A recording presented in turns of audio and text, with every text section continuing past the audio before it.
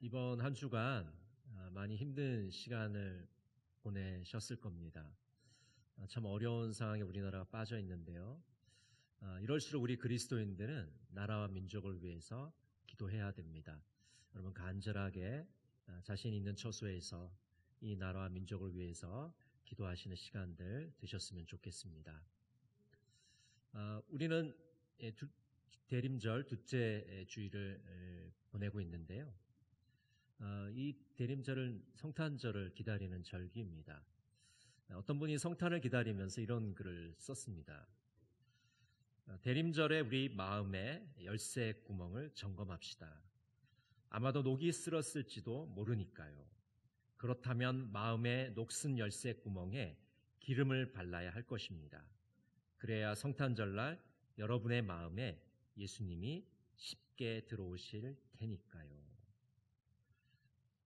우리의 마음의 열쇠 구멍을 점검해 보시기 바랍니다. 만약 녹이 쓸었다면 기름을 바르고 아기 예수님을 기다리시는 이번 대림절이 되었으면 좋겠습니다. 세계 어느 나라나 전투가 벌어졌을 때 적에게 항복하는 방법은 동일합니다. 하얀 천을 가지고 백기를 만들어서 흔들게 되면은 항복을 하는 표시가 되는 것이죠.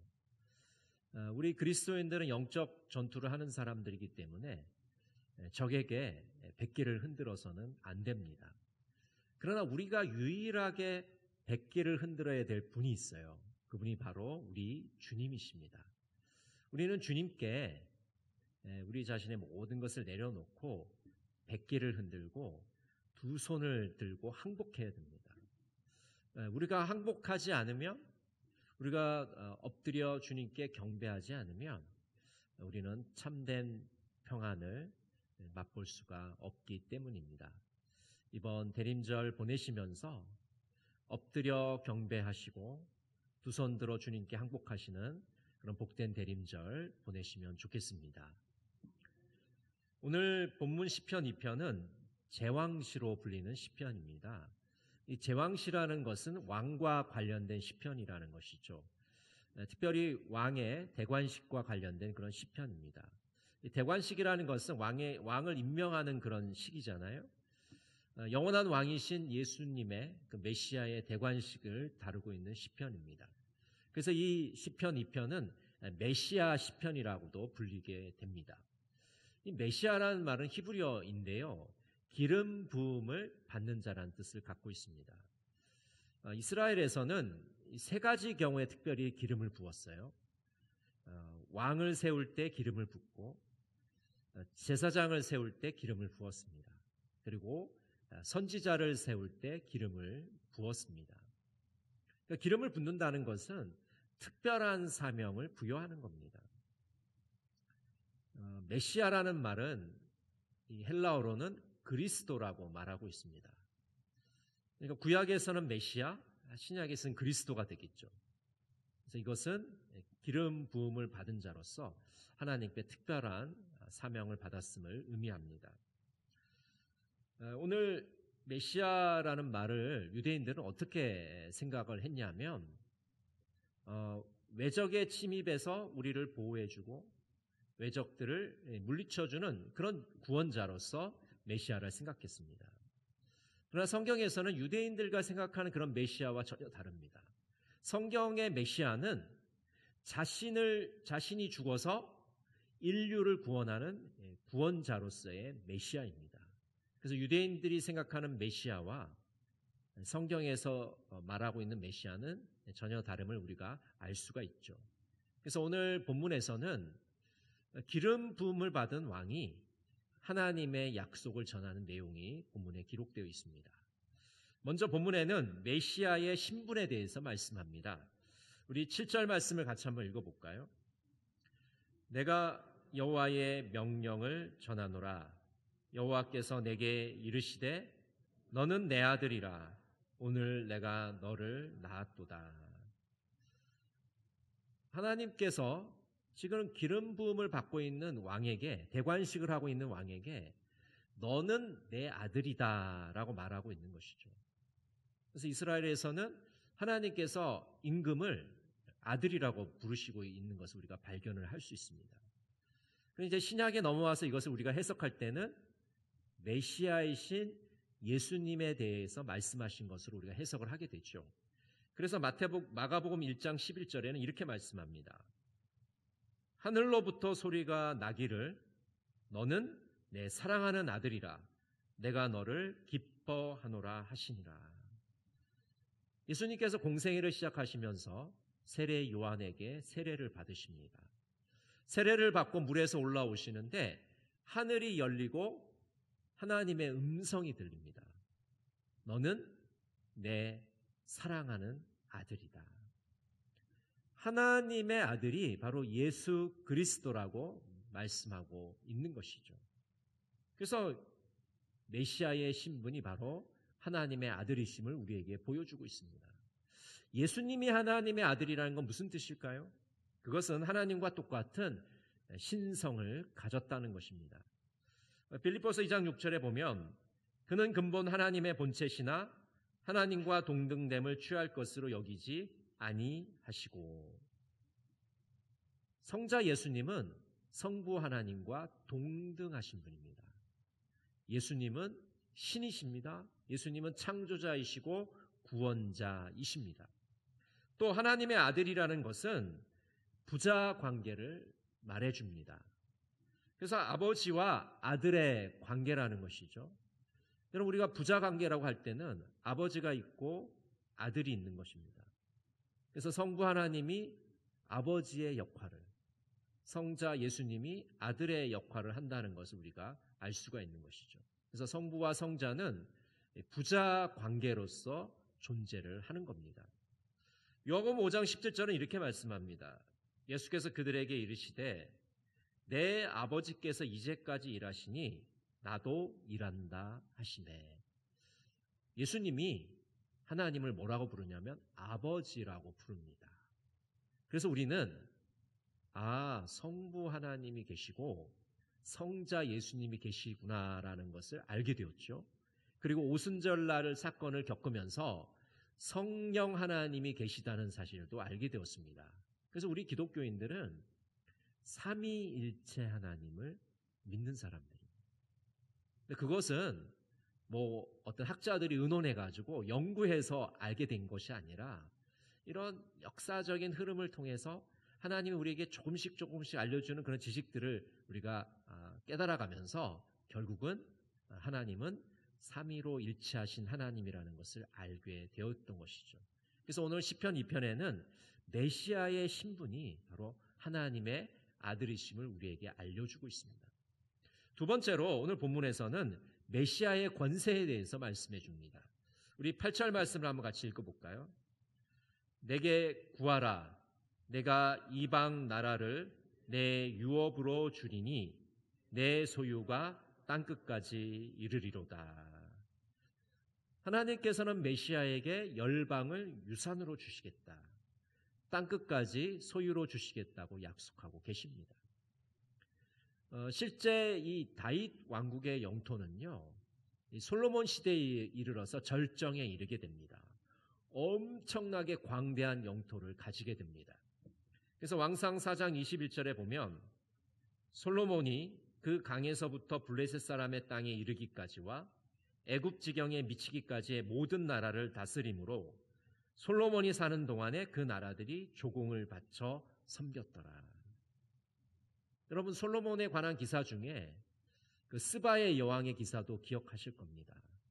이스라엘 주변의 나라들이 솔로몬을 찾아와서 솔로몬에게 조공을 바치고 또 솔로몬의 지혜를 듣는 모습을 우리가 보게 되는 것이죠. 이 솔로몬의 권력, 솔로몬의 권세는 정말 엄청났던 것으로 생각이 됩니다. 그런데 이 솔로몬의 이 부귀영화, 이 최대의 영토도 예수님에 비하면, 메시아에 비하면 아무것도 아니라는 것이죠. 예수님은 열방을 다스리시는 분으로 우리에게 나타나 있습니다. 예수님은 우주적인 왕권을 가지고 계십니다. 이 지구의 주인이시자 우주의 주인이십니다. 솔로몬이 열망했던 전 세계적 통치는 예수 그리스도를 통해서 성취되었습니다. 예수님을 믿는 신실한 자들도 이 통치에 참여를 하게 됩니다. 그래서 계시록 2장 26절은 이렇게 말씀합니다. 이기는 자와 끝까지 내 일을 지키는 그에게 만국을 다스리는 권세를 주리니. 이기는 자가 무엇입니까? 믿음에 승리하는 자예요. 끝까지 말세에 이르기까지 그 믿음을 지켜낸 자에게 주님은 만국을 다스리는 권세를 주시겠다고 약속하고 있습니다. 여러분 얼마나 가슴 벅찹니까? 여러분 한 나라를 통치하는 것도 엄청난 일이죠, 여러분. 근데 만국을, 온 세계를, 온 우주를 다스리는 그 권세를 우리에게 주셨다고 말씀합니다. 네, 한 분도 놀라는 분이 없어요. 그까짓 거고 아무것도 아닌데. 아니에요. 여러분 부산시장만 해도 얼마나 막강합니까? 여기 중구청장만 해도 얼마나 많은 권한을 갖고 있어요. 우주의 그 만국을 다스리는 권세를 우리에게 주셨다고 말씀하고 있잖아요. 메시아의 추종자들도 예수님의 통치에 참여하게 됩니다. 예수님께서 열방의 주인이심을 우리는 기억해야 됩니다. 마지막 때에 주님의 통치에 우리는 함께 참여함을 기억해야 되는 것입니다. 세 번째로 오늘 본문은 메시아의 통치를 우리에게 보여주십니다. 우리 9절 말씀을 한번 같이 읽어볼까요? 9절. 내가 철장으로 그들을 깨뜨리며 질그릇같이 부수리라 하시도다. 메시아가 철장으로 적을 깨뜨리실 것이다. 쇠막대기로 적을 부서뜨릴 것이다 라고 말씀하고 있습니다. 이 말씀을 알려면 그 당시에 애굽 왕국의 그런 문화를 우리가 좀 알아야 됩니다. 그 당시 고대 근동에서는 이 애굽의 왕이 등극을 할 때 우리가 흔히 파라오라고 그러죠. 이집트의 파라오가 왕이 될 때 어떤 예식이 있냐면 이 질그릇에다가 그 주변 나라들을 다 이름을 써놓습니다. 그리고 왕이 대관식을 하면서 그 그릇을 깨트려 버려요. 그러니까 깨트린다는 건 뭐냐 하면 내가 이 주변 나라에 대한 이 왕권을, 통치권을 가지고 있다는 것을 과시하는 겁니다. 그러니까 너희들 나한테 까불면 정말 재미없어? 말 잘 들어야 돼? 이런 뜻으로 그 질그릇을 깨트리는 거예요. 예수님께서 쇠막대기로 질그릇을 부순다는 것은 이 열방을 통치하시는 분이 바로 주님이시라는 것을 우리들에게 말씀해 주는 겁니다. 죄인들을 심판하시고 이 땅의 왕들의 통치권을 주님께서 가지고 계심을 우리에게 보여주고 계시는 것이죠. 그래서 더 나아가서 우리는 우리의 교만과 반역을 깨뜨리시는 주님께 온전히 순복해야 되는 것입니다. 우리 그리스도인들은 이 대림절 기간에 겸손하게 주님께 순복해야 됩니다. 앤드루 머레이는 이렇게 말합니다. 우리가 겸손해야 할 이유는 첫째, 우리는 창조자가 아니고 피조물이기 때문이고, 둘째, 우리는 의인이 아니고 죄인이기 때문이며, 셋째, 하나님을 믿고 따르는 믿음의 사람이기 때문이다. 여러분, 우리는 창조자가 아니에요. 피조물이기 때문에 겸손해야 됩니다. 우리는 의인이 아니고 죄인이기 때문에 하나님 앞에 겸손해야 됩니다. 우리는 믿음의 사람들이기 때문에 하나님께 겸손하게 주의 말씀에 순종하며 살아가야 하는 자들입니다. 여러분, 이번 대림절 어떻게 보내시겠습니까? 우리가 두 가지를 실천하며 보냈으면 좋겠습니다. 먼저 우리의 교만과 반역을 내려놓아야 합니다. 내 마음대로 살려는 그 마음들을 내려놓아야 됩니다. 나 중심으로 사는 삶에서 하나님 중심의 삶으로 전환해야 됩니다. 예수님께서 말씀하신 것들을 순종하며 살려고 노력을 해 나가야 됩니다. 하나님의 말씀을 가볍게 여기는 그런 자세들을 내려놓아야 됩니다. 여러분, 하나님의 말씀이 얼마나 엄중하고 귀한 말씀입니까? 그것을 가볍게 여길 때 우리의 교만함 때문에 하나님께 심판을 받게 되는 것입니다. 두 번째는 겸손하게 순복해야 됩니다. 이 순복한다는 것은 순순하게 복종하는 겁니다. 우리의 주인이신 예수 그리스도를 주인으로 모시고 그 말씀과 명령에 순종하는 겁니다. 억지로 하는 게 아니고 강제로 하는 게 아니고 자발적으로 순종하는 겁니다. 기쁜 마음으로, 즐거운 마음으로 기꺼이 주님께 순종하는 것이 바로 순복하는 것입니다. 우리는 예수님께 순복할 때 우리의 지정의를 순종의 도구로 삼아야 됩니다. 우리의 지식, 우리의 이 지성을 우리가 누구에게 순종해야 되는지 예수님께 순종해야 되는 것으로 우리가 알면서 순종의 자리로 나가야 되는 것이죠. 우리의 감정, 우리의 정서가 예수님께 온전히 기쁜 마음으로 순종하도록 우리를 붙들어 매야 되는 것입니다. 우리의 의지, 강력한 의지를 가지고 주님의 말씀에 순종하기 위해서 몸부림을 쳐야 됩니다. 고린도후서 10장 5절에 보면 이렇게 말씀합니다. 하나님 아는 것을 대적하여 높아진 것을 다 무너뜨리고 모든 생각을 사로잡아 그리스도에게 복종하게 하니. 세 번역으로 읽어드리겠습니다. 하나님을 아는 지식을 가로막는 모든 교만을 쳐부수고 모든 생각을 사로잡아서 그리스도께 복종시킵니다. 그리스도께 순복하기 위해서는 우리의 교만을 깨트려야 됩니다. 이 교만한 마음을 가지고는 주님께 나갈 수가 없거든요.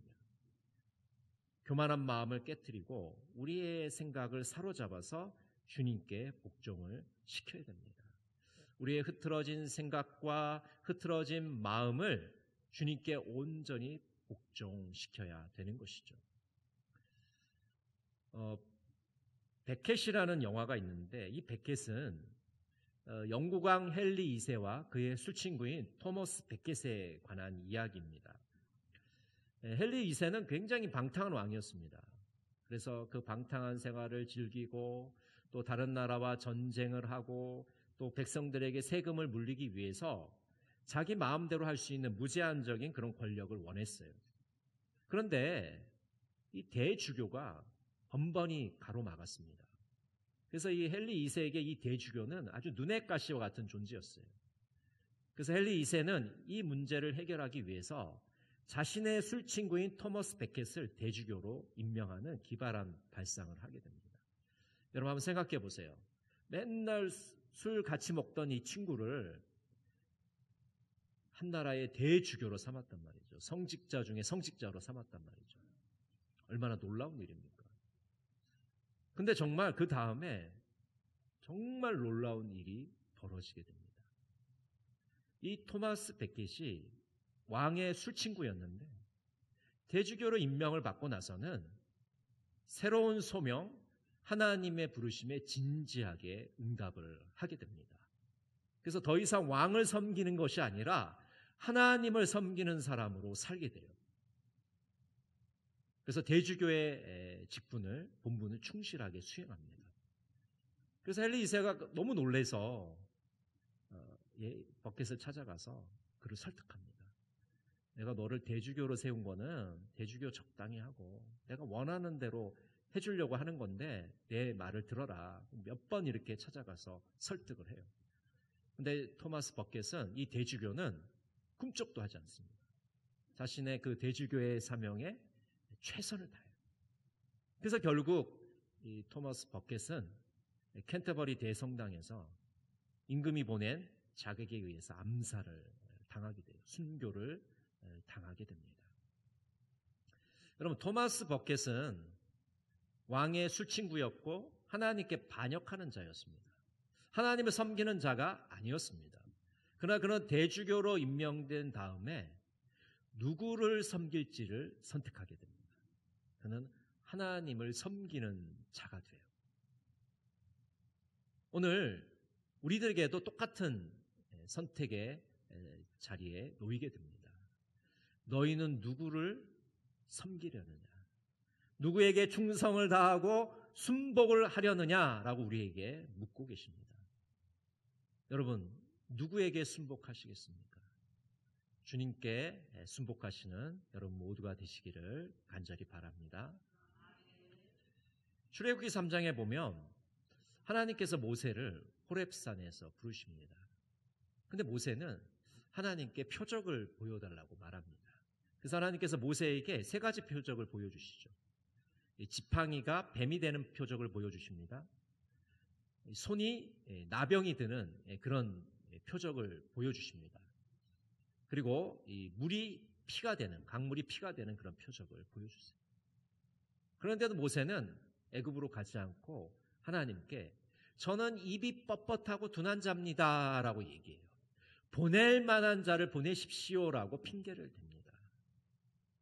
그래서 하나님께서 아니 이렇게 표적도 보여주고 하나님께 이렇게 가라고 얘기를 했는데도 가지 않으니까 하나님께서 분노하시면서 진노하시면서 지팡이를 잡고 아론을 데리고 애굽으로 가라고 말씀을 하고 있습니다.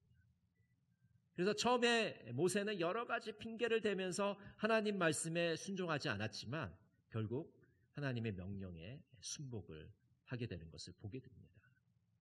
여러분, 우리가 하나님께 순복하기 위해서는 우리의 두려움이라는 방해물, 우리의 완고함이라는 그 방해물, 우리의 교만이라는 방해물을 제거해야 됩니다. 그렇지 않으면 우리는 주님께 순복할 수가 없는 것입니다. 현대사회는 빠르게 변화하고 있습니다. 우리 그리스도인은 다양한 변화와 도전의 유혹에 직면하고 있습니다. 그래서 우리가 이런 상황 속에서 이 정신없이 돌아가는 세계 속에서 예수님께 온전히 순종한다는 것은 결코 쉬운 일이 아닙니다. 그러나 우리가 주님께 순종하며 주님께 순복하면 우린 참된 평안과 복을 얻게 되는 것입니다. 이 이기적인 세상에서 우리가 하나님 말씀대로 산다는 거 쉽지 않죠. 주님께 순복하면서 이웃을 섬기는 더더욱 어려운 일입니다. 그러나 우리가 주님께 온전히 순종하기 위해서는 우리의 이웃들을 진정한 마음으로 섬겨야 됩니다. 구체적으로 주님께 순종한다는 것은 우리의 가정에서 겸손하게 주님이 원하시는 일들을 행하는 것입니다. 교회에서 우리 자신의 주장을 내려놓고 성령님의 음성에 귀를 기울이는 것입니다. 직장에서 하나님이 기뻐하시는 삶의 모습으로 빛과 소금된 모습으로 살아가는 것입니다. 이 사회 가운데 하나님이 원하시는 모습대로 살아가는 것입니다. 그것이 바로 주님께 순복하며 살아가는 것이죠. 조지 마티스는 순종이라는 노래에서 이렇게 노래하고 있습니다. 주님, 나를 사로잡아 주시옵소서. 그때 내가 자유케 됩니다. 나의 검을 넘겨드리게 하옵소서. 그때 나는 승리자가 됩니다. 내가 나 자신의 힘으로 설 때 나는 인생의 위기에 처합니다. 주님의 팔 안에 나를 가두어 주시옵소서. 그때 나의 손이 튼튼해집니다. 여러분, 나 자신의 힘으로 서려고 할 때 우리는 위기에 봉착하게 됩니다. 그러나 두 손을 들고 항복하고 주님께 바짝 엎드려 주님을 경배하게 되면 우리는 주님으로부터 새로운 힘과 용기를 얻게 되고 그 위기를 극복할 수 있게 됩니다. 이 대림절 기간에 여러분, 우리 두 손을 들어서 주님께 항복하시기 바랍니다. 겸손하게 주님께 순복하시는 이 대림절 되시기를 간절히 바랍니다. 기도하겠습니다. 사랑의 하나님, 2024년 대림절을 어떻게 보내야 할까요? 바짝 엎드려 주님을 경배하기를 원합니다. 두 손 들고 주님께 항복하기를 원합니다.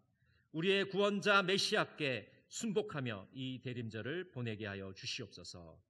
예수님의 이름으로 기도드립니다. 아멘.